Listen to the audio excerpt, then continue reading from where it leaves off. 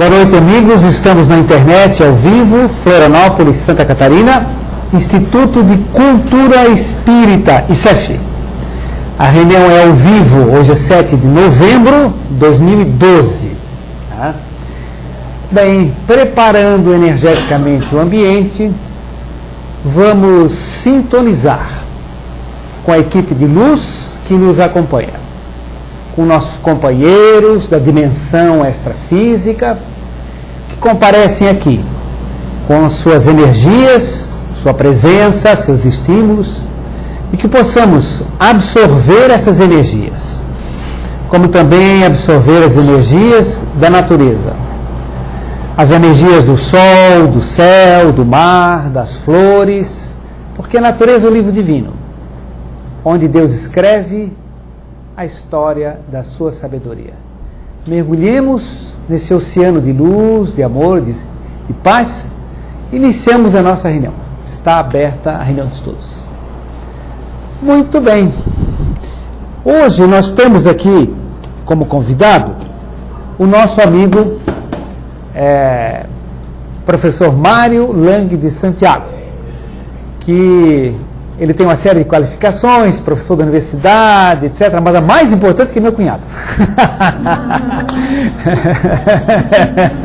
Naturalmente é uma brincadeira, né? Então é o seguinte,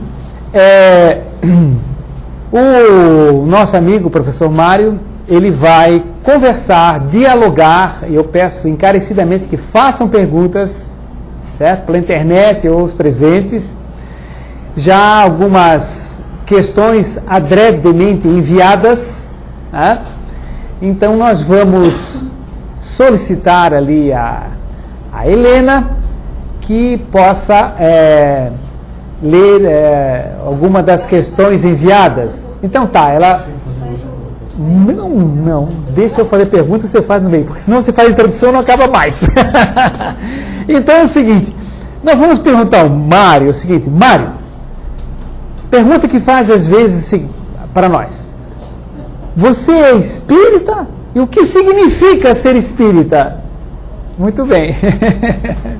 A minha resposta, via de regra, é não. Não sou espírita. Minha resposta em geral é de que eu sou Mário. Porque o espiritismo, no século XIX, foi chamado de doutrina. Hoje, talvez, um modelo teórico de explicação das coisas, mas não só isso. Porque o espiritismo tem uma característica inabalável desde o século XIX, que é a sua condição de ciência, ou seja, o seu caráter investigativo. Então, o espiritismo tem duas faces, necessariamente. Uma é a sua condição de ciência. E a segunda é um primeiro resultado dessa ciência, que são os diálogos mantidos por Allan Kardec e outras pessoas e os espíritos. Então, isso me parece muito importante. Cada um de nós, em princípio, deve ter, a respeito desses dois vértices, principalmente em relação ao segundo, uma leitura. Qual o segundo? Que é o conteúdo chamado doutrinário, que são as respostas que os espíritos deram, fruto de um diálogo de Allan Kardec com os espíritos.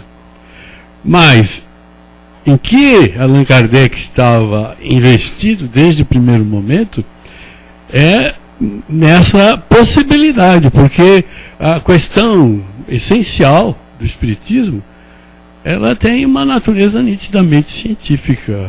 A pergunta é: há espíritos? Há espíritos? Então se desenvolveram todos os esforços no sentido de obter uma resposta para essa questão. Obviamente que a resposta que Kardec trouxe, ela é positiva. Há espíritos. E eles falam conosco.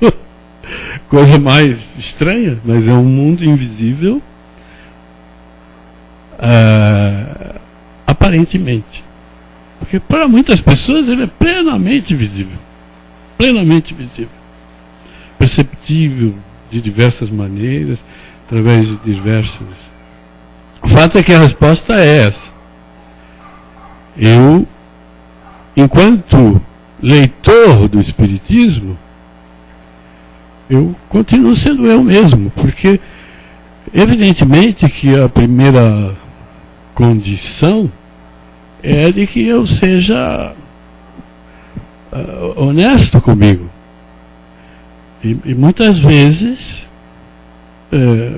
o meu modo de pensar, em face da leitura que faço, não é exatamente o mesmo modo de pensar.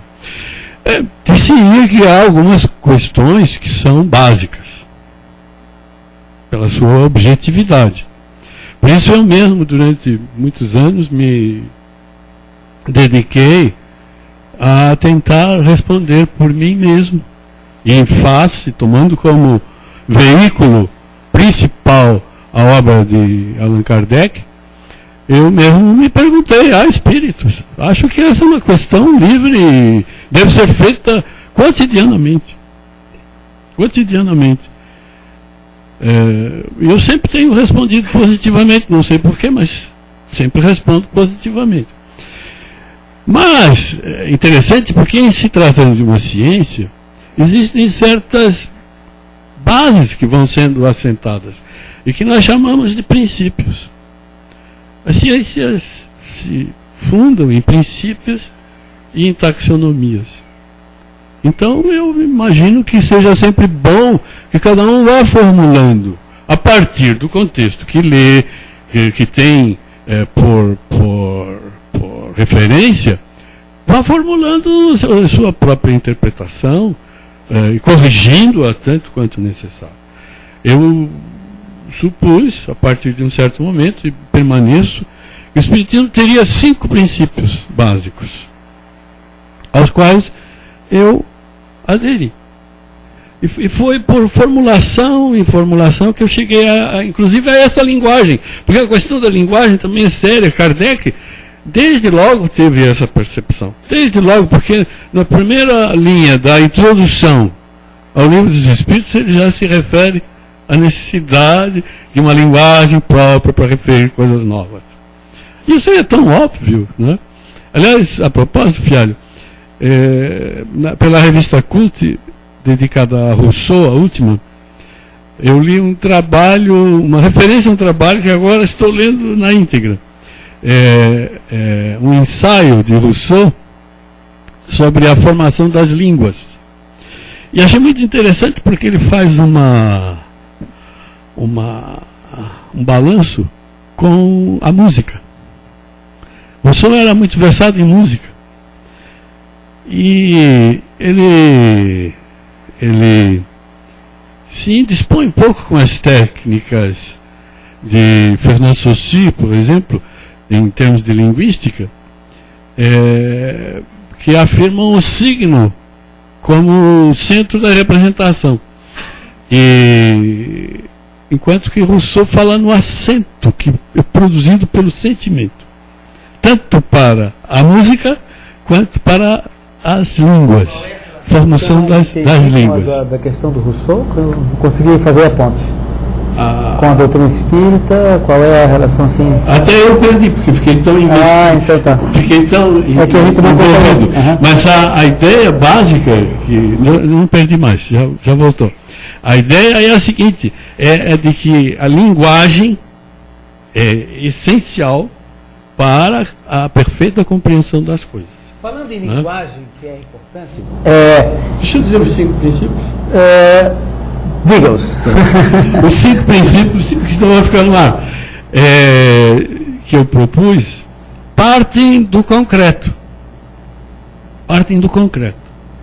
O Herculano Pires, que o Fialho estava lendo ali há pouco, e no livro O Espírito e o Tempo, logo no começo ele faz referência a obras de antropólogos. basicamente aquele evolucionista da linha reta, mas com fundamento em Bolzano, que era um discípulo dele, cujo nome me escapa. Então, ele diz que a ideia dos espíritos, de que há espíritos, ela não é um produto de uma abstração. Porque a abstração é um estágio já diferenciado do ser humano. Mas é produto da vivência concreta com o fenômeno.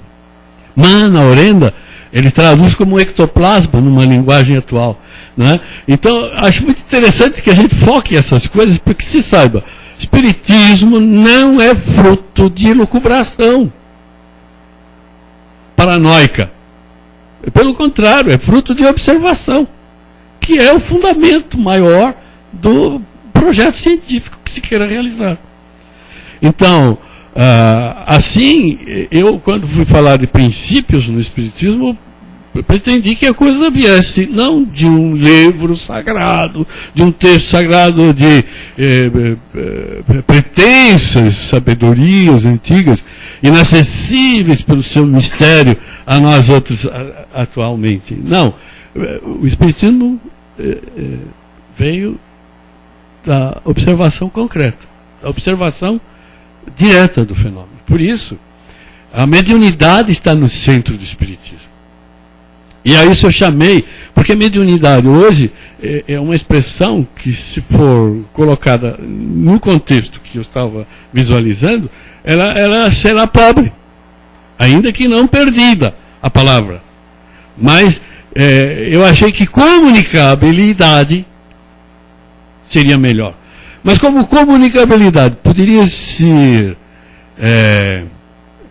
ser trazida para a comunicação comum, eu falei de transcomunicabilidade como possibilidade, com uma série de conceitos que estão ao redor. Transcendental, né? Transcendental, né? Mas, obviamente que transcomunicabilidade aí já é um projeto, né, científico, e que em Kardec tem no perispírito uma coisa essencial. Depois de transcomunicabilidade, a transcontinuidade, porque se há espíritos, como vivem eles, onde vivem, quero saber a respeito deles. E a vida continua. E a vida continua. Então, transcomunicabilidade, transcontinuidade. E há um terceiro ponto que é essencial, né, que é o da pluralidade das existências. E existências mesmo. Porque o que não é existência, mas é essência. Existência é tudo que começa e acaba. A essência, não sei se começa, mas não acaba. Então isso é essencial. Né? Esses três pontos eu deduzi como sendo o aspecto científico do Espiritismo. Porque eles são passíveis de investigação, a partir de evidências. É claro que é preciso ampliar, porque são três conceitos básicos, fundantes, principiológicos. O quarto princípio é o da verificação filosófica disto tudo. E eu chamei de mutabilidade. Se alguém tiver uma expressão melhor, eu não consegui melhor que essa. Mutabilidade, ou seja, a ideia da mudança. E está encobrindo aí a palavra mais em voga, que é evolução. Eu preferi mutabilidade e não evolutibilidade. Porque evolução é uma palavra ambígua hoje, principalmente no vocabulário comum, na medida em que ela foi afetada a uma ciência, né, sobre a origem das espécies, num plano totalmente diferente. É claro que já se tratou de conceituar espiriticamente a evolução. Eu recomendaria o livro Evolução para o Terceiro Milênio, que tem um capítulo curto, mas com definições muito interessantes, né, sobre o que seja evolução. Mas esse seria o aspecto filosófico. A evolução pela providência divina, pela natureza, com novo nome de providência divina, segundo Emmanuel, né? a evolução pelo livre-arbítrio e a causa e efeito, ultimamente tenho discutido se a lei de causa e efeito é uma lei espírita. É discutível isso, Kardec teria expressado isso de que maneira? Aliás, há muitas palavras que se usam e que Kardec nunca usou. E eu faço questão de ir dizendo. Vou dizer. Só para lembrar que tem uma série de questões interessantes sobre o movimento espírita e como são 8h30. Então tá, então vai. É porque se deixar eu não vou responder as outras. Então, eu conheço. A questão de causa e efeito. Por exemplo, a palavra evolução, Kardec nunca utilizou. Pelo menos nas obras mais importantes. Há uma única referência nessa palavra em um ensaio sobre orgulho e egoísmo em obras póstumas. Única vez que Kardec usa a palavra evolução. Ectoplasma, que eu mencionei há pouco, também Kardec nunca utilizou. E ele faz referência à lei de causa e efeito na revista. Mas nada além disso. É uma expressão que eu estou pesquisando para saber se é de uso de Kardec. Porque há muitas pessoas que acham... Também não é. Porque há muitas pessoas que acham que não se pode acrescentar. Não é? Então, como já está tudo acrescentado, acho que é importante que a gente dessas tribunas desmistifique isso. Desmistifique isso e vamos gerar a língua do nosso tempo, da nossa época, do nosso momento. Como chamar energia elétrica, né? No século 22. Né? Eu tenho a impressão de que a ciência vai a cada dia melhorando o seu conhecimento. Então aquelas expressões do século XIX já não servem mais para o século XXI. Por isso eu acho que doutrina é uma expressão que deveria ser abolida do Espiritismo. Deveria ser abolida. Como das ciências em geral. Doutrina. Isso não existe mais. Então, aí a mutabilidade, que é o aspecto filosófico. E o aspecto científico na palavra divindade, que é o ápice de toda essa pirâmide. É discutível se o Espiritismo discutiu a divindade. É discutível. Mas, em todo caso, acho que ainda é apropriado. Porque a gente deve ter sempre a ideia de meta. Meta. E nessa ideia de meta, obviamente, entra a divindade. Você quer colocar mais? Tem tantas outras coisas para se colocar, porque imagina só, né? Mas ficamos por aqui. Bom, então é o seguinte, a pergunta que foi feita ao Mário, inicialmente está gravada, se ele é espírita. Se perguntassem para mim, eu diria, de uma mesma forma, de uma outra forma talvez, diria o seguinte: sim, sou espírita, porque eu acredito nos princípios básicos da doutrina espírita. A existência de um Criador ou de um amor cósmico universal, uma energia presente no universo, né? A existência de espíritos, a comunicabilidade deles, ou mediunidade, a reencarnação e que se evolui para sempre. Né? Em outras palavras, é o que ele colocou também. Estou desconfiado que você é espírita. Apesar de ser dito que não ali na gravação. Alguém vai escutar e dizer: olha, o professor Mário não é espírita, ele falou que não. Mas eu acho que eu sou desconfiado que você seja espírita. Eu também, mas o que é que tem isso? Eu tenho que explicar. Tá certo. É que eu acho que ele quis dizer assim, que ser espírita é mais do que isso. É um comportamento. A gente pode ser cognitivamente espírita, mas em termos de comportamento, nós queremos ser. É um processo. Nós estamos em caminho de ser. Mas ainda falta muito para a gente poder dizer que a gente é espírita. Nesse sentido, né, de comportar de acordo com a... Tinha que ser o Fialho. Bom, a última frase do Fialho é instigante, né? Porque Kardec faz uma proposta, para dizer, e essa frase é lapidar, é muito conhecida. Reconhece-se, olha que pureza de linguagem, né? Eu acho bonito isso, porque quando a gente lê um livro, a gente não deve ficar só nas bordas. Vá à forma também, maneira como se diz as coisas, né?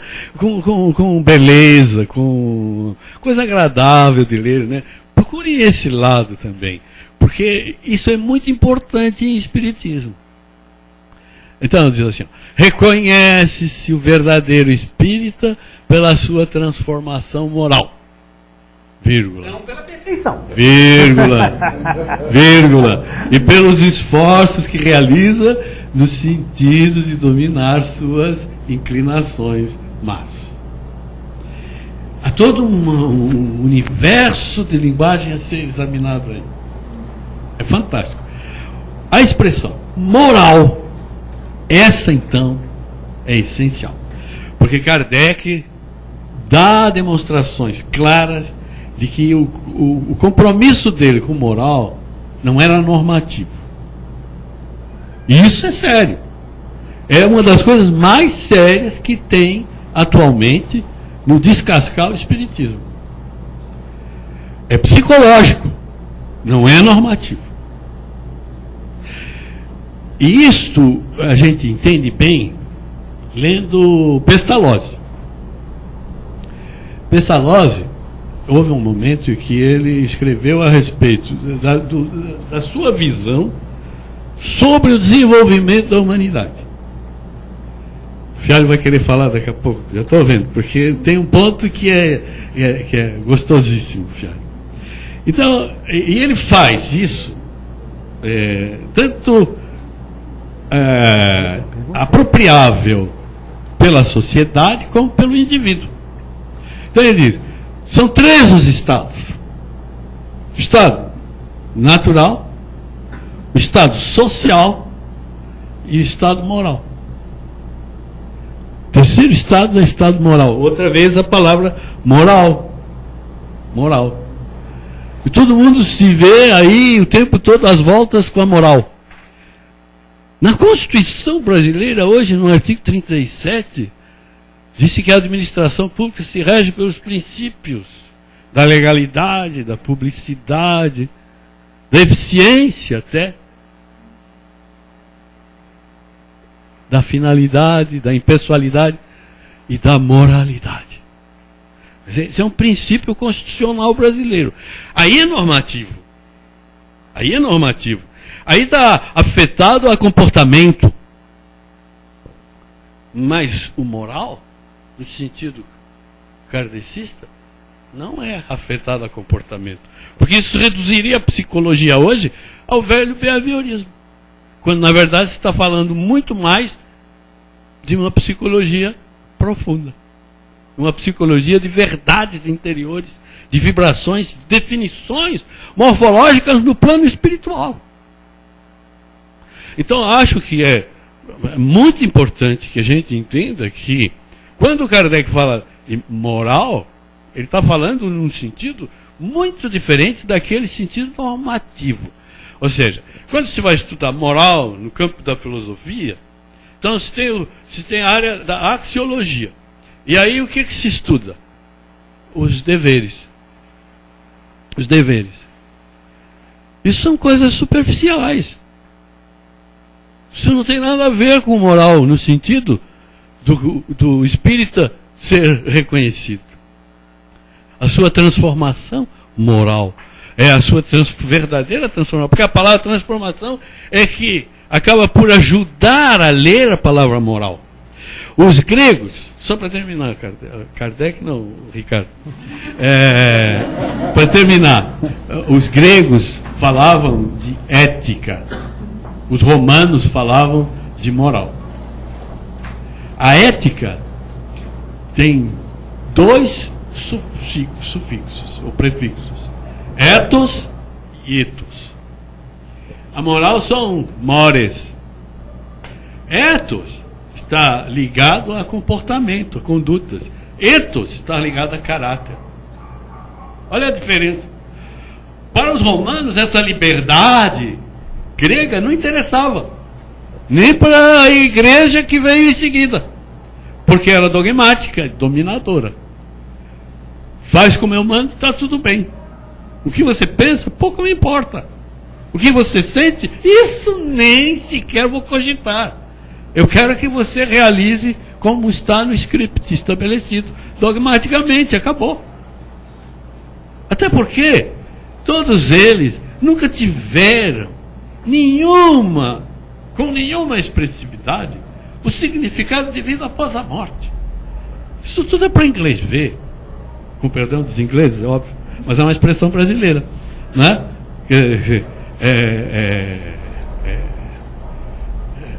Então o império interessava, a dogmática clerical interessava o mores, o comportamento, né? O seguidor, a ovelha, o pastor. Aboliu-se isso no Espiritismo, pelo menos esse lado, né? Pelo menos esse lado. Eu gostaria de falar um pouquinho sobre o movimento espírita, mas antes disso, vai ter uma pergunta na internet. Tem uma pergunta do Carlos de São Lourenço, Minas Gerais.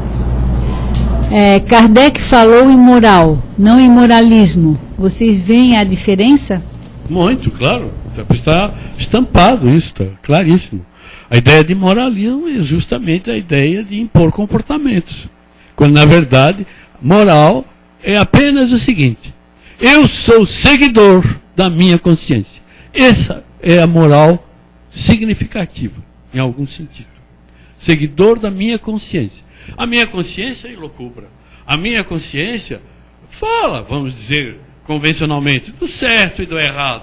Só convencionalmente, certo? Minha consciência, ela pensa, ela examina, ela verifica o que é significativo, o que não é, o que faz bem, o que não faz bem, porque fazer mal é difícil. Não faz bem no sentido imediato, mas fazer mal é fazer o bem no sentido imediato, em algum sentido, né? É claro que isso não é uma linguagem satisfatória para um público massivo, mas o público espírita não pode ser um público massivo, tem que ser um público pensante, que está me ouvindo e está pensando comigo, ou semigo, mas pensando. O importante é isso, né? Se eu quiser falar numa linguagem massiva, eu tenho que falar dentro de um script previamente estabelecido, em que eu não posso dizer que o mal é um bem. Aí eu não posso dizer, né? Porque as pessoas vão interpretar errado. Como se eu tivesse alguma responsabilidade, que as pessoas vão interpretar errado o que eu digo. Elas que passem a interpretar. Talvez a minha participação nisso seja de me esforçar para não dar margens à ambiguidade. E é nisso que estava o valor de Kardec, porque ele deu muito pouca margem à ambiguidade. Muito pouca margem. É o seguinte, muitas pessoas que estão adentrando dando os primeiros passos, visitando a internet, eles não sabem exatamente a diferença entre movimento espírita e a filosofia, a doutrina, a ciência, a ética espírita. Então, eu vou fazer para você algumas questões que já foram enviadas ali sobre o movimento espírita, né, no Estado, no Brasil, Santa Catarina, etc. Mas só rapidamente para conceituar para o pessoal que não sabe bem a diferença. Então, doutrina espírita, ou espiritismo, né, tem um lado filosófico, um lado científico, uma consequências ético-morais, tem todo um estudo, etc., né, investigação e tudo mais. Isso é o espiritismo. Agora, movimento espírita é a organização das casas espíritas, dos centros, das federações, nos estados, no país e tal. Então, para o pessoal se situar. Então, é o seguinte, parece-me que tem algumas questões ali sobre o movimento espírita que eu gostaria que você respondesse. O nosso tema era o espiritismo no século XXI e leva a isso, né? Sim, com certeza. Então, Helena... Então, como se organiza o movimento espírita no Brasil e no mundo? Mas na pergunta mesmo, que é no Brasil e no mundo. Depois a gente vê outras adiante. Pois é. Aí é que está. O espiritismo, porque para você responder às perguntas, você deve se valer da história, né? E o espiritismo no Brasil nasceu como tinha que ser, a partir de grupos. Centros espíritas foram sendo fundados. Fundou-se um centro espírita no Rio de Janeiro que se chamava Federação Espírita Brasileira. Veio com essa ideia de Não, mas vamos ligar com os outros grupos. E assim, muitos centros espíritas, como que se filiavam a esse centro espírita que se autodenominava Federação Espírita Brasileira. Mas isso era muito pouco, porque era uma espécie de desorganização. E como vocês sabem, quando a gente funda um grupo que estuda questões comuns a todos, a ideia de se comunicar, de dialogar, e essa expressão a gente não pode esquecer, ela é fundante em fazer com que os grupos se aproximem uns dos outros. E foi isso que acabou acontecendo. Surgiu no Brasil uma ideia de unificação. Unificação do movimento. Eu estou falando assim em linhas gerais, tá, Ricardo? Levantar o dedo, gente, a partir dos anos vontade, 40, começou-se a pensar que talvez nós pudéssemos repetir, como estávamos fazendo já no nome, o modelo federativo brasileiro. Ou seja, nós temos um país, chama-se, em teoria, ciência política, um Estado, né, nacional, soberano, que é o Brasil. Dentro deste país, nós temos estados membros, já não são mais estados nacionais soberanos, são estados membros. Tem o mesmo nome Estado, mas significa outra coisa, porque não tem soberania, tem autonomia.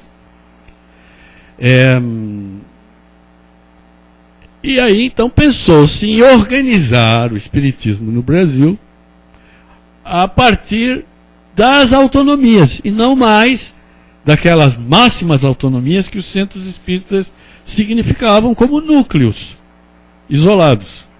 Porque era preciso, dentro do espírito de unificação, né, tornar isso mais eficaz, eficiente, né, efetivo. As três expressões. Então, fundaram-se as federações espíritas estaduais, já de forma diferente. Porque a partir da reunião dos centros espíritas é que as federações estaduais se formularam. Vejam, quando se fez a Federação Espírita Brasileira, foram pessoas físicas. Era um centro espírita, com o nome de federação, que se associaram. Quando se fundam as federações estaduais, são pessoas jurídicas, que se associam. Ou seja, os centros espíritas que se associam para fazer uma federação estadual. Em princípio, o resultado da vontade das federações estaduais deveria fazer a vontade da Federação Espírita Brasileira. Assim como o resultado da vontade dos centros espíritas deveria fazer a vontade das federações estaduais. Assim como o conjunto das vontades dos indivíduos deveria fazer a vontade do centro espírita. E assim nós chegaríamos em cada espírita, né, no processo de formulação da vontade da Federação Espírita Brasileira. Não é assim que acontece. O movimento espírita brasileiro, embora tenha essa aparência, não funciona exatamente assim. Quem elege o presidente da Federação Espírita Brasileira é o Conselho da FEB. São 40 pessoas que, somadas a 10 representantes do Conselho Federativo Nacional, não é, acabam por eleger o presidente da FEB. Ou seja, o presidente da Federação Espírita Catarinense não elege o presidente da Federação Espírita Brasileira, nem o voto dos centros espíritas. Logo, nós temos sim um problema organizacional que precisaríamos resolver, mais dia menos dia. Porque o mínimo que se pode exigir de uma instituição hoje em dia é que seja democrática. Esse é o mínimo que se pode exigir. As nossas federações estaduais estão razoavelmente em dia. Cada dia melhores. Posso lhes garantir que a nossa catarinense tem algumas peculiaridades. Não fala nome catarinense já, porque tem uma pergunta sobre o catarinense depois. Então, então é muito significativo que a gente pense assim. No Brasil houve um... Por quê? Porque a tendência geral era de se fazer do espiritismo também uma religião. E os modelos de religião que se tinha, os modelos organizacionais, eram todos eles verticais, hierárquicos. E o modelo básico é o da Igreja Católica, que tem um chefe que se diz infalível. Imaginem isso no espiritismo. A infalibilidade, não é? No espiritismo. O espiritismo segue o cristianismo, mas não o cristianismo católico.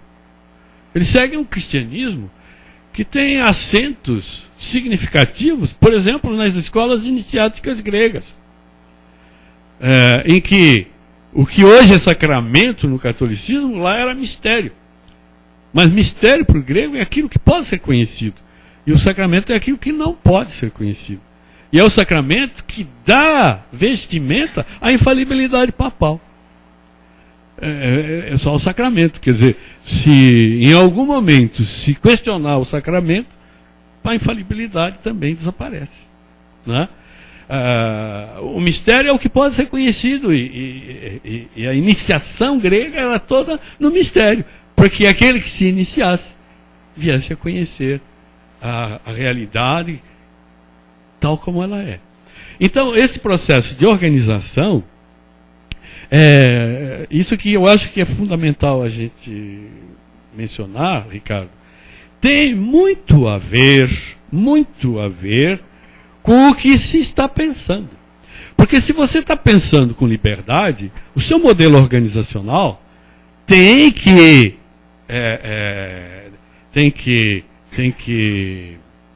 como se diz assim, dar peso, deve proclamar a liberdade. Seu modelo organizacional tem que proclamar a liberdade. Mas se você está pensando dogmaticamente, seu modelo organizacional também é fechado. É por isso que se forma padres.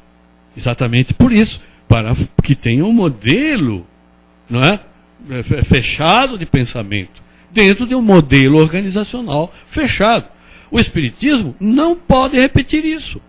Mas não pode, sob pena de cair no lugar comum, na veia comum, e parar de pensar.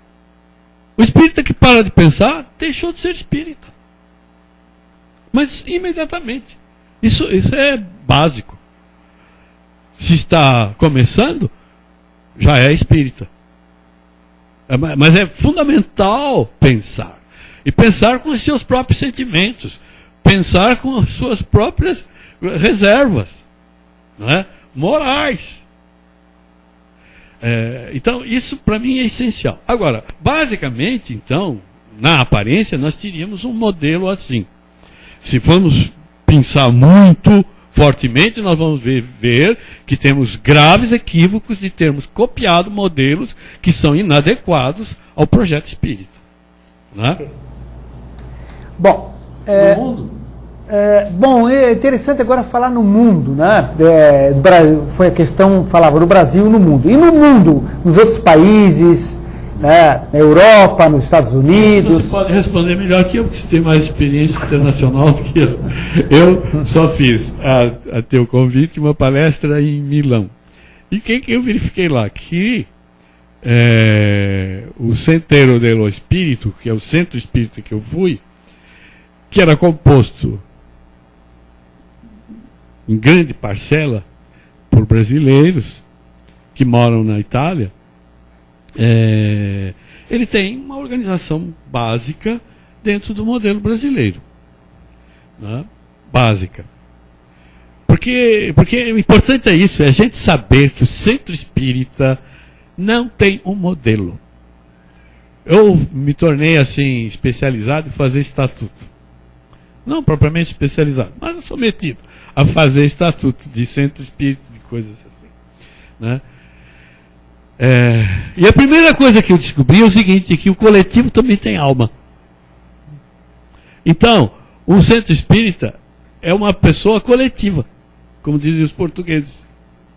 No Brasil, pessoa jurídica. Em Portugal, pessoa coletiva. Não sei se pronunciei corretamente. Mas, então, o coletivo também tem alma.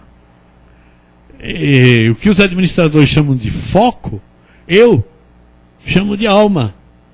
Então, qual é o foco do centro espírita? O que ele vai fazer? Porque os centros devem ter os atendimentos básicos, mas não precisa ter todos os atendimentos. Podem ter todos, mas com foco maior em tal coisa ou em tal. Por exemplo, assistência social. Todo centro espírita tem que fazer? Não. Ele pode ter foco em atendimento espiritual. Ele pode ter foco em outras questões, no estudo. Ele pode ter, porque isso tudo é o macro projeto do fora da caridade e não há salvação. Que é uma frase terrível, né, de se dizer no século XXI. No século XIX era cabível, mas no século XXI é terrível de se dizer. A gente às vezes parece que está se violentando dizendo uma frase bonita, bem feita, muito bem escrita, mas para ouvidos do século XIX. Isso é muito significativo para nós. Né? Então, é importante que a gente veja que é assim que os centros espíritas se organizam pelo mundo. Agora, há o viés religioso e o viés questionador.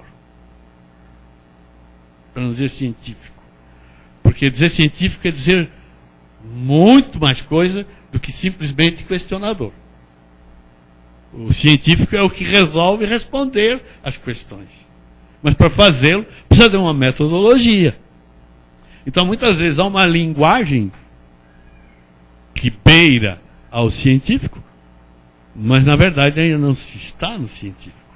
Está se falando com uma linguagem que não representa, não repercute exatamente uma dada realidade de pesquisa, de busca, etc. Sobre o espiritismo no mundo, em termos de organização, você poderia dizer para o pessoal o que existe? Assim, Existe um Conselho Espírita Internacional.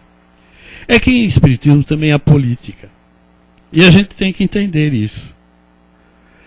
Não é essa politicagem que está aí, mas a política. Porque as pessoas que têm ainda muito presente outras formas de convivência nas suas vidas, jogando o seu ideal na frente, resolvem que não, eu vou lutar pelas ideias tais.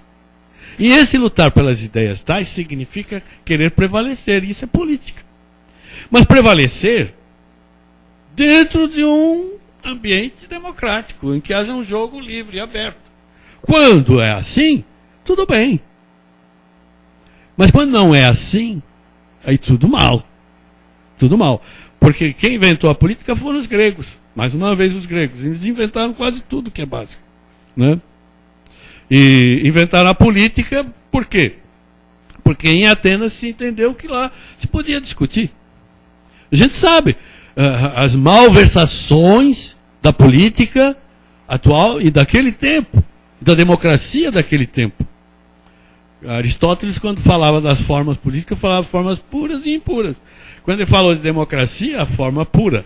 Mas já botava a forma impura, a demagogia do lado. E era isso que acontecia. Quer dizer, Sócrates foi morto democraticamente. Jesus foi morto despoticamente. Mas Sócrates foi democraticamente. Então você falou que existe o Conselho Espírita Internacional. Existe. Conselho. De que é composto, quem compõe esse Conselho Espírita Internacional? Aí que está a questão política. A Federação Espírita Brasileira, ela tem um modo hegemônico de pensar. Isso é importante que a gente saiba. E esse modo hegemônico é religioso. Passa pelo viés religioso. Não se pode esconder as coisas. Tá? Ah, mas nega o aspecto científico? Absolutamente não nega. Mas ela faz preponderar o viés religioso. Isso significa que a Federação Espírita Brasileira ainda trabalha dentro da perspectiva massiva, ou seja, das massas, e da condução das massas. Quando, na verdade, ela deveria acelerar o pensamento individual e coletivo. Então, a Federação Espírita Brasileira, por exemplo, deveria estar filiada à Confederação Espírita Pan-Americana, que existe, a chamada CEPA. Mas absolutamente. O primeiro congresso da CEPA que houve no Brasil, a Federação Espírita Brasileira lá representada se retirou. Aliás, naquele momento, o problema foi até um pouco grave, porque a CEPA pretendia que Pietro Baldi fosse a base do Espiritismo e não Allan Kardec. O que era um equívoco. E a Federação Espírita Brasileira se retirou e a própria CEPA se retirou essa proposta. Né? Mas isso fez com que, definitivamente, a Confederação Espírita Pan-Americana e a Federação Espírita Brasileira encerrassem o seu diálogo, que é péssimo. Aí a Federação Espírita Brasileira resolveu patrocinar mundialmente o Espiritismo. E fundou, da mesma forma como ela foi fundada, ela fundou o Conselho Espírita Internacional, que é hoje o SEI. Né? A fundação do Conselho Espírita Internacional é um marco. Como foi no Brasil, esqueci de mencionar, porque é um dado importante, o chamado Pacto Áureo, né, das federativas.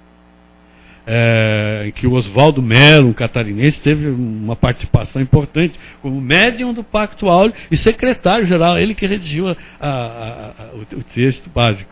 Né? Eu ainda sou assim meio patriotista, né? Porque não tenho uma expressão para isso. Então eu gosto de dizer que foi o Oswaldo Mello, nosso catarinense, pai do Ari Mello e tal, né? Que teve, Ari Kardec de Mello, né? Bosco de Mello, que teve participação importante nisso. Né? Então, assim foi fundado o Conselho Espírita Internacional. E a Federação Espírita Brasileira saiu pelo mundo coadjuvada por grandes oradores, Divaldo à frente, Raul Teixeira à frente, né? Fundando grupos, centros espíritas, que aos poucos iam se aglutinando e fazendo federações nacionais em diversos países. Essas federações existem. Eu conheci muitas delas recentemente no Congresso Espírita no Uruguai, primeiro Congresso Espírita Sul-Americano, né, em que todos os países da América do Sul estavam representados com federativas que foram, em grande parcela, incentivadas pela brasileira. Algumas até já com alguns espasmos, querendo se libertar da grande influência que o espiritismo brasileiro exerce. Porque não há menor dúvida que o espiritismo brasileiro tem uma grande produção. Né? Menor dúvida. Seja por esse viés ou pelo outro viés, qualquer dos vieses, há uma grande produção. Né? Eu gostaria de que ficasse bastante claro que, embora a gente tenha uma compreensão política desse movimento, para nós é plenamente aceitável qualquer dos três aspectos, preponderante na alma individual. Isso é uma questão pessoal que não se pode interferir. Não é? Eu sou religioso, bato palmas. É uma questão íntima. Como que eu vou me intrometer, me envolver nessa questão íntima? Mas eu gosto do espiritismo que busca, que investiga, que tem respostas complexas, que nós tornamos simples mais adiante. Né? Ótimo, bato palmas. Mas eu gosto de pensar o espiritismo dentro de um prisma, vamos dizer, de relacionamento com a sociedade contemporânea, etc. Né? Ótimo, eu filósofo do espiritismo, uma pessoa necessária. Eu gosto de fazer a crítica linguística, semiótica, seja que for. Não importa isso, não importa.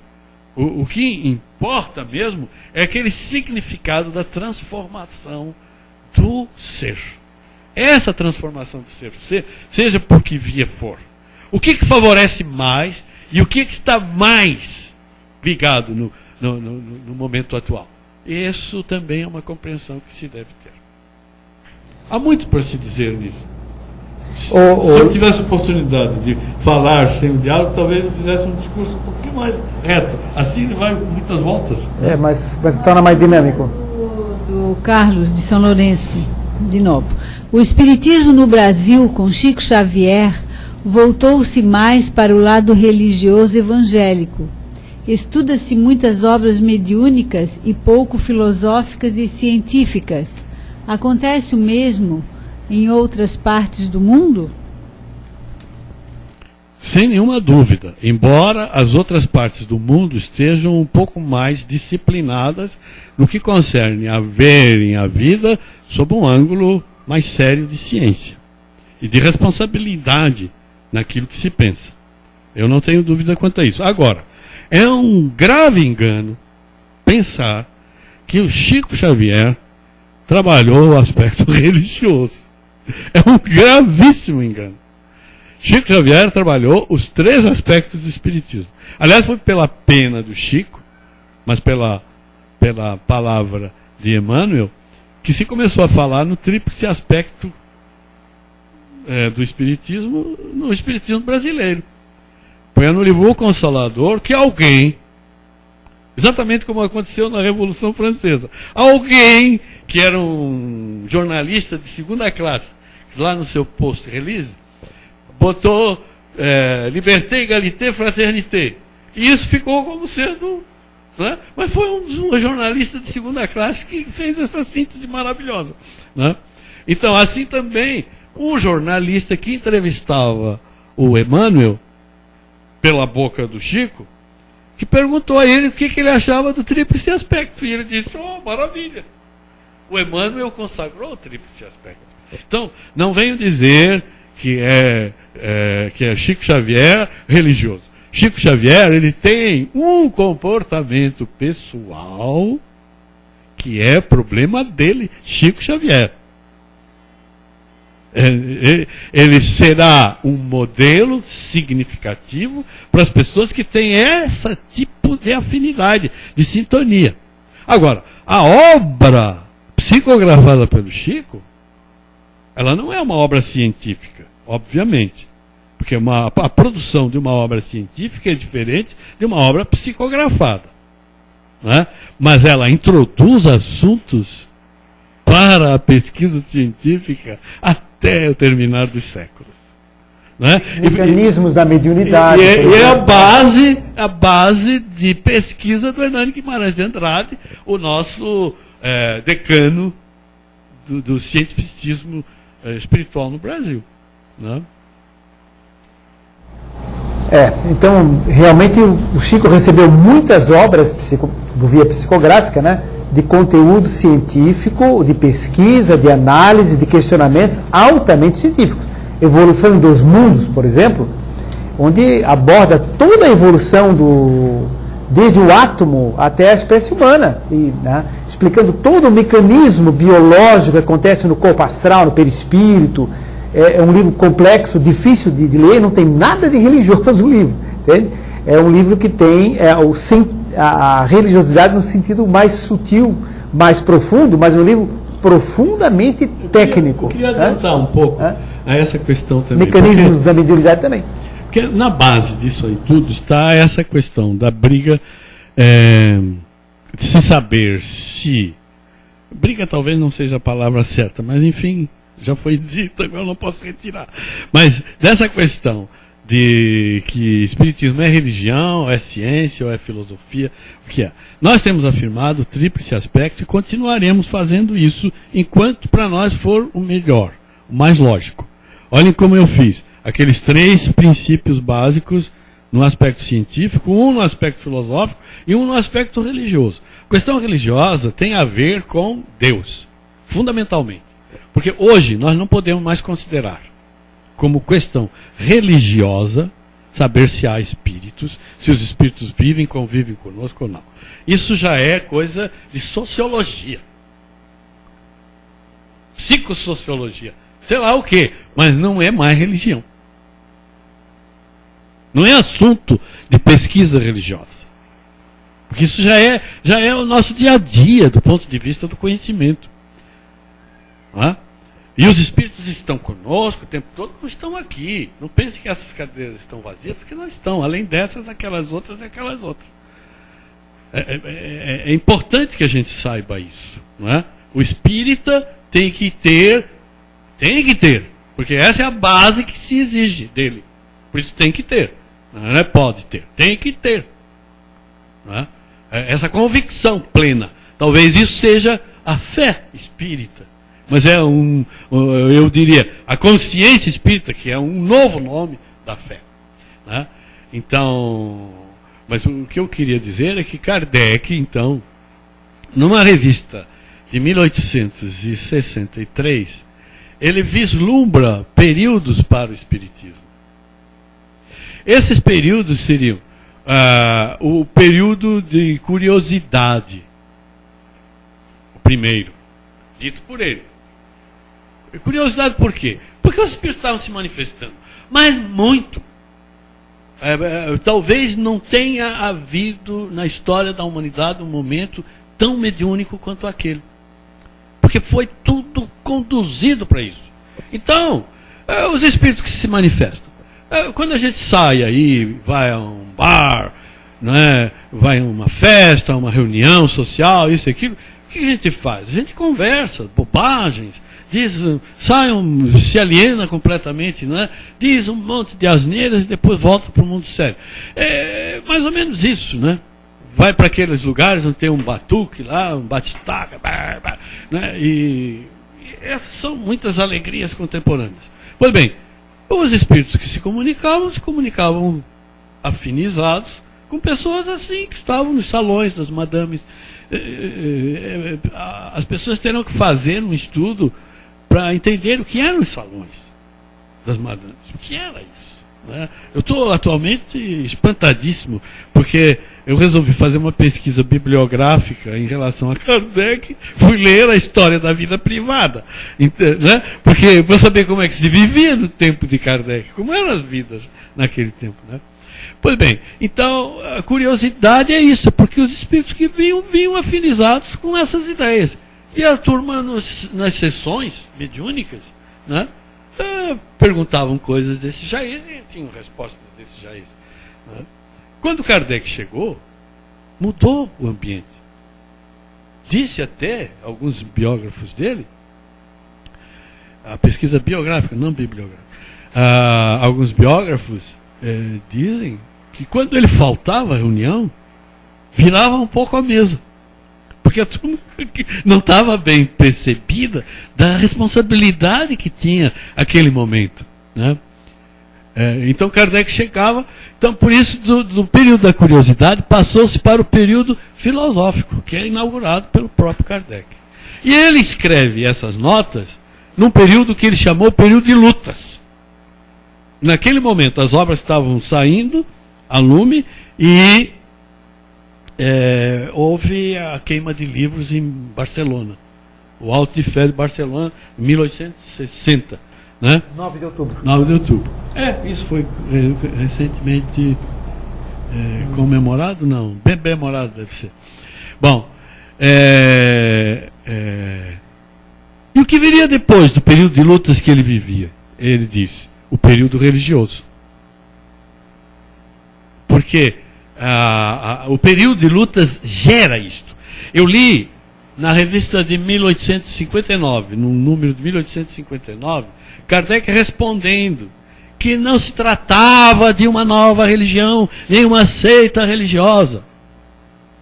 Tentando explicar para as pessoas, entende? Então ele diz, o que é a Sociedade de Estudos Espíritas de Paris?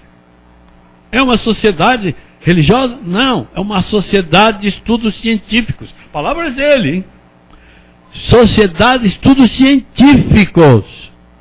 E pasmem, era proibido discutir questões religiosas na Sociedade Espírita de Paris.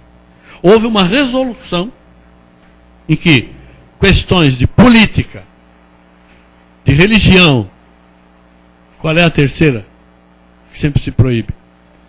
Bom, estavam vedadas. Não se podia discutir religião na Sociedade Espírita de Paris, porque era uma sociedade científica. Né? Mas viria o período religioso, porque dessa insistência é que veio o discurso de Kardec em Lyon, em 1868, no final de 1868, quando ele diz assim, que sob um aspecto, o Espiritismo não é religião. Mas, sob outro aspecto, o Espiritismo é religião. É a distinção de fundo e forma. O laço é a religião.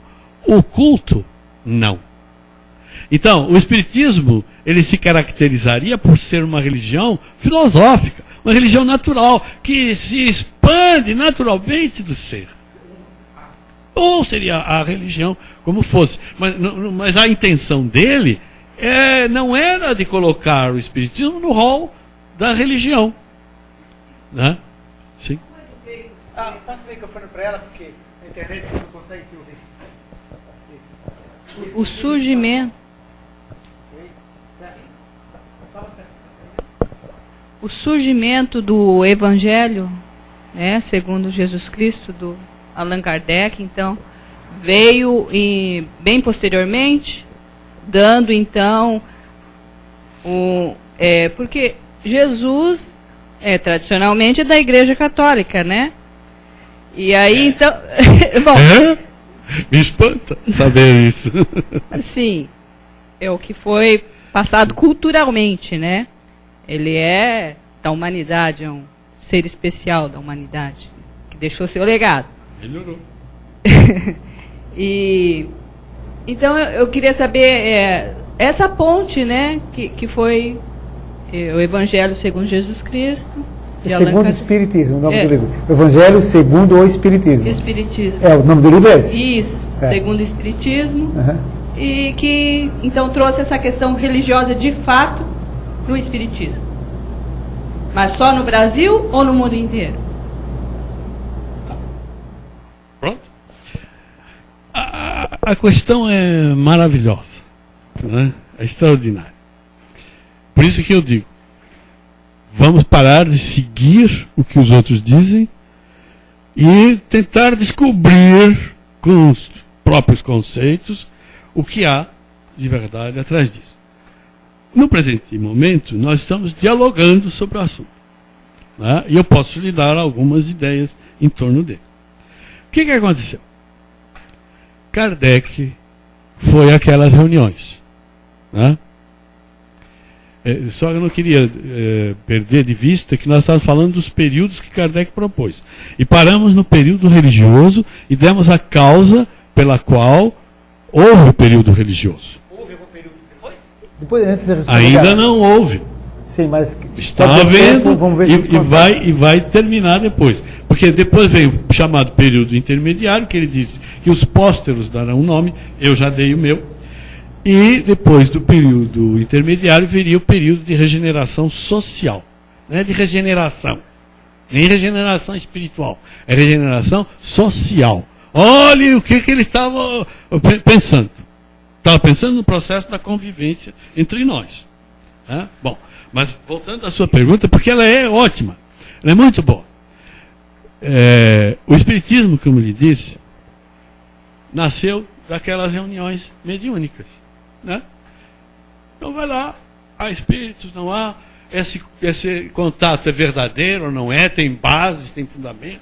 Então Kardec usou um método de observação, experimentação, numa certa medida das possibilidades, né? Para sintetizar, e obtendo respostas, tentou dar um significado de universalidade. Aquilo que se apresentava como resposta majoritariamente, ele tomava como sendo uma visão boa e significativa. Bom, aí o que acontece? Ele foi reunindo isso. Quando ele começou esse trabalho, alguém já tinha feito uma porção de questionamentos. Ele recebeu 50 cadernos para trabalhar, já prontos. E aí trabalhou em cima daquilo e continuou. E perguntava para os espíritos, e os espíritos respondiam. Ele organizava respostas. Tá? E com isso nasceu o primeiro livro. Perguntas e respostas aos espíritos. Respostas coincidentes a respeito de temas importantes para nós. O livro dos espíritos. O livro dos espíritos. Teve uma primeira edição, com a metade das perguntas em 1857, depois de 1860 saiu uma definitiva, com 1019 perguntas, mais tantas e tantas e tantas que não estão numeradas, mas enfim, saiu um livro definitivo. Na questão 625, Kardec pergunta aos espíritos, e os espíritas gostam de dizer, aos espíritos superiores. Então não é qualquer papo de bar, tá? Porque é possível no bar falar com os espíritos. Você sabe disso, né? Só que aí não é a mediunidade. O espiritismo sofistica isso, diz que aquilo é mediunismo. Mediunidade é algo elaborado. A partir, olhe, de conhecimentos evangélicos, que foram assimilados pelo espiritismo. Porque na questão 625, Kardec pergunta se haveria possibilidade de os espíritos indicarem alguém que pudesse servir de guia e modelo para a humanidade. Aí os espíritos respondem, Voyez Jésus. Nos livros da FEB, a tradução é Jesus. Mas no original é Voyez Jésus. Então outras traduções dizem, Vede Jesus. Não excluiu mais ninguém. Apenas proclamou Jesus numa certa medida. Ora, aí ficou interessantíssimo, porque você estava num ambiente já permeado pelo estudo do Evangelho. Com esclarecimento, sem esclarecimento, mais ou menos esclarecimento, mas se permeava o estudo do Evangelho. E é inegável que o catolicismo, que é uma expressão humana do cristianismo, é inegável que o protestantismo, que na verdade aí são expressões humanas do cristianismo, são maneiras de interpretar e vivenciar o cristianismo, mas não é o cristianismo. Isso é inadequado. Dizer que Jesus veio e fundou uma igreja, isso é inadequado. Não é? Seria outra discussão. Aliás, uma discussão sem graça. Né? Sem nexo. Bom, mas o fato é o seguinte, é que se percebe, a partir dos espíritos superiores, que Jesus é uma iminência, do ponto de vista evolutivo. Hoje nós podemos usar essa linguagem. E que era preciso prestar atenção nele. E era muito melhor fazer uma releitura do Evangelho a partir desses conhecimentos de agora. Porque Jesus curava, sem dar remédio, sem fazer tomografias computadorizadas. Ele curava. E pior, curava coisas que a ciência hoje ainda não cura. Né? Por exemplo, esse dedo meu aqui está torto, não tem cientista que cure. Esse torto vai ficar torto para o resto da vida. Garantidamente, Jesus curaria.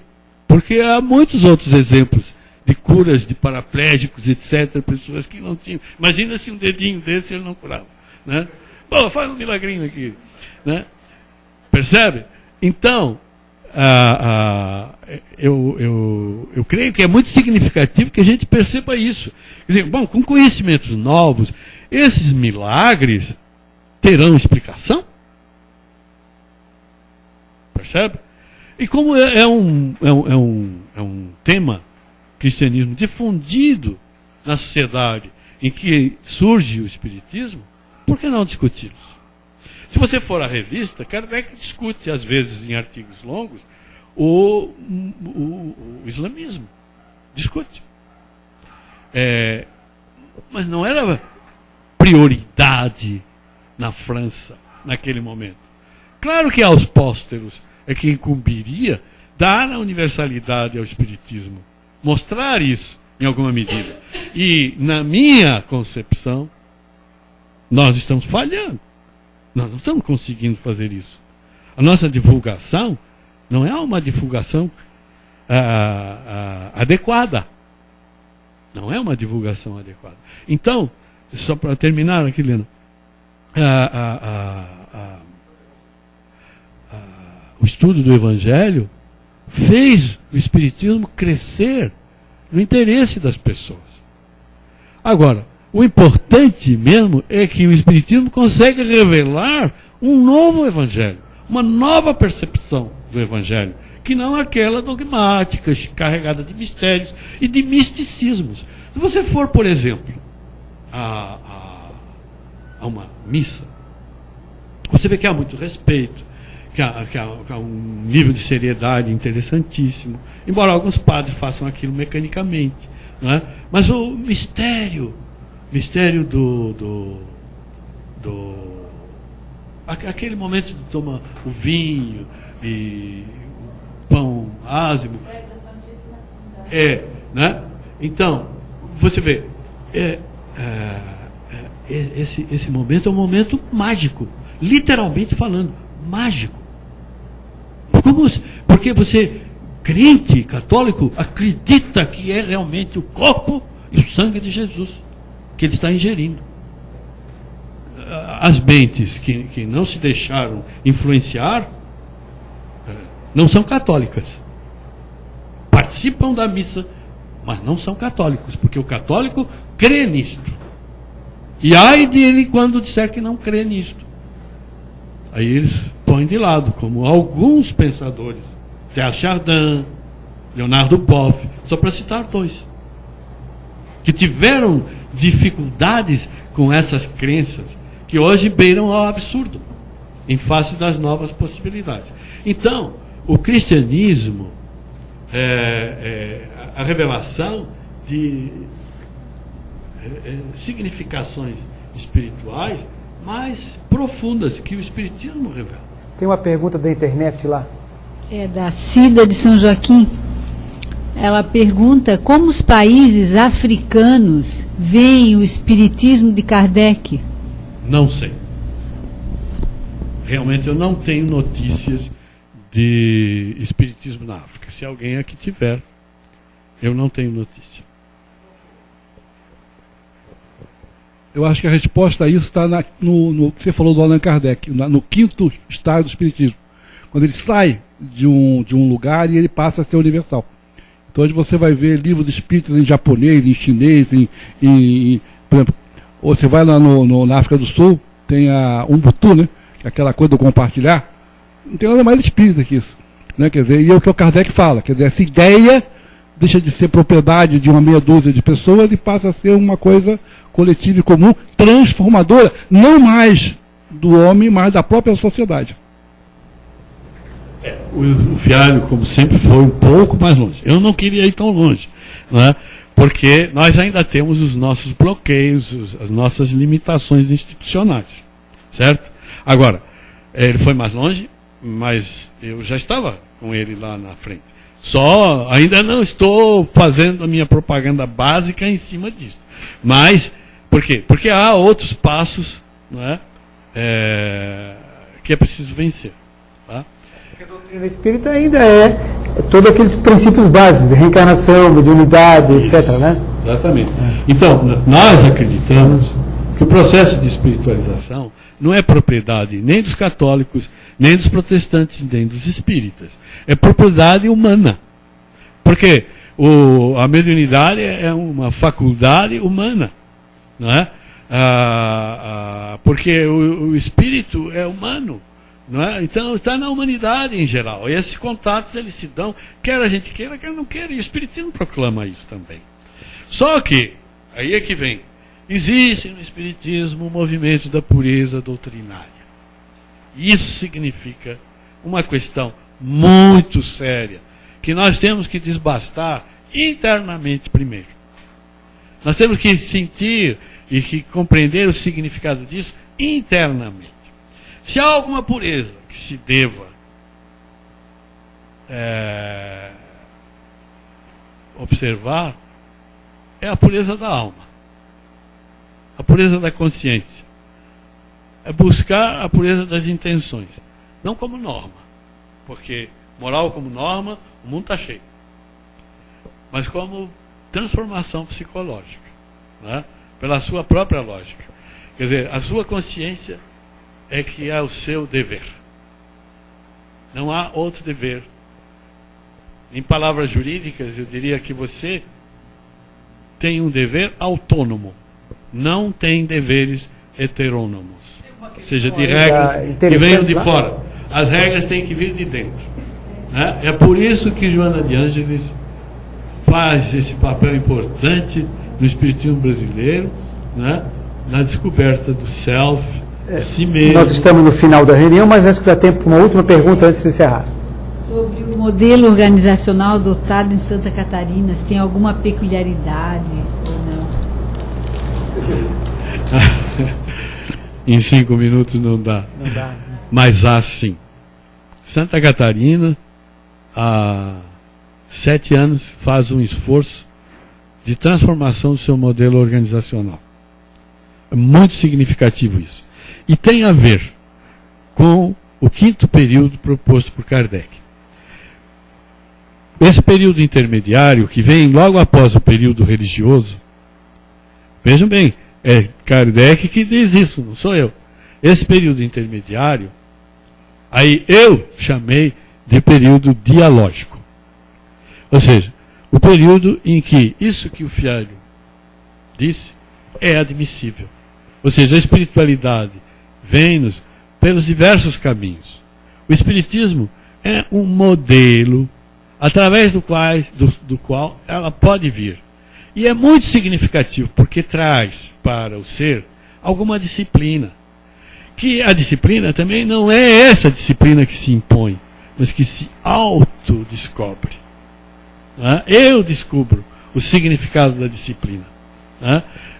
Quando Emmanuel disse para o Chico, disciplina, disciplina, disciplina, o que ele está dizendo? Desperta, Chico, desperta, Chico, desperta, Chico. É isso que ele está dizendo. Desperta. Quer dizer, eu vou pensar em espírito o tempo todo. Espírito, espírito, espírito, espírito, espírito.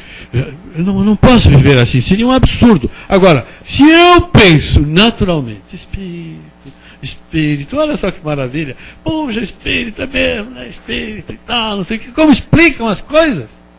Entende? Como o mundo muda. Né? Aliás, essa é a nossa grande questão, a ideia de regeneração social. É como nós estaremos no mundo. Para encerrar, não sei se já devo, eu lembraria de um filme, que nem espírita é, mas que tem páginas fantásticas de espiritualidade. Aquele filme, Irmão Sol, Irmã Lua. O momento grave em que Francisco despoja-se de todas as roupas, diante da suntuosidade e do luxo, da existência dos nossos desejos. Aquele momento é o momento da regeneração. Aquele é o momento mais significativo. Quer dizer, o Espiritismo trouxe novas explicações em face da inteligência humana do nosso tempo. Mas se ele não se perceber com essa missão, ele vai também se cristalizar e vai se perder. Mas a espiritualidade continua, como sempre esteve, presente e se expressando, porque espiritualidade tem 2 sentidos, né? Essa palavra. Quer dizer, o que é espiritualidade? Né? Se a gente perguntar para um espírita comum, ele dizer, é uma maneira de viver muito parecida daqui, vai direto para as coisas objetivas. Mas para outros, o que seria a espiritualidade? Né? Nesse sentido de estar distante, exatamente distante dessas maneiras de viver. Completa sobre alguma coisa que dá de falar ainda sobre a peculiaridade do movimento espírita catarinense, ou não daria mais? Dá, claro. For rapidamente? O tempo que me derem eu falo. Tá, então dá um minuto para dizer. Gostar de falar, eu gosto. Sim, é por causa do... Tem que encerrar a internet lá? Um registro aqui de Moscou, sabia? De Moscou? De Quem Moscou. seria? Ana Paula, da sua filhinha. Está em Moscou? Está gostando muito. Ela mandou dizer que ela está assistindo o programa com o senhor, que ela o ama muito e admira o conhecimento e a dedicação que o senhor tem pelo estudo, e que mesmo depois de 43 anos ela continua aprendendo muito com o senhor. Ela já produziu as lágrimas necessárias. Eu tenho um relato muito triste para falar, né? É que um aluno meu falou assim, professor, o meu avô é seu amigo. Eu falei, não é possível. Bom, nós vamos encerrar a nossa reunião. 3h30 da manhã lá, são 3h30 da manhã lá. 3h30 da manhã lá em Moscou, hein? Bom, nós vamos encerrar por conta do nosso horário. E adoramos o papo, foi muito bom. Semana que vem nós temos uma outra pessoa convidada, talvez seja o Dr. Júlio, vamos ver, Dr. Júlio Ganzer, né? Vamos ver se é possível que ele venha. Mas, de qualquer forma, teremos outra pessoa para bater um papo, né? Aqui na quarta-feira. Gente, então vamos encerrar a nossa reunião. Vou pedir para a Lena fazer uma precezinha de encerramento, ok?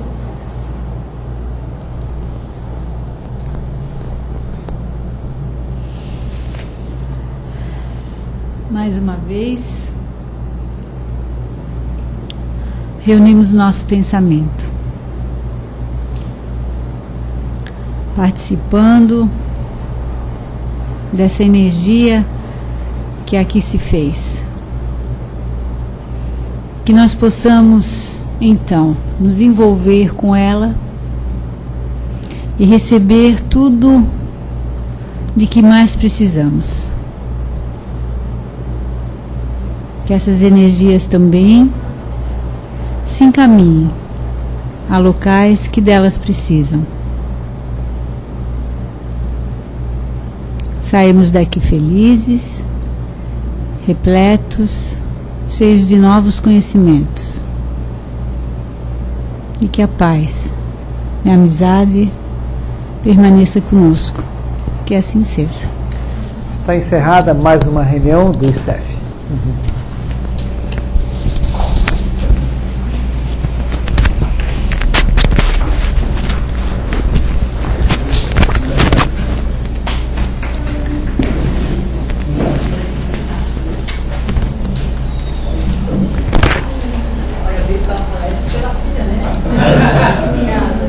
Tá bom. Desculpa, resposta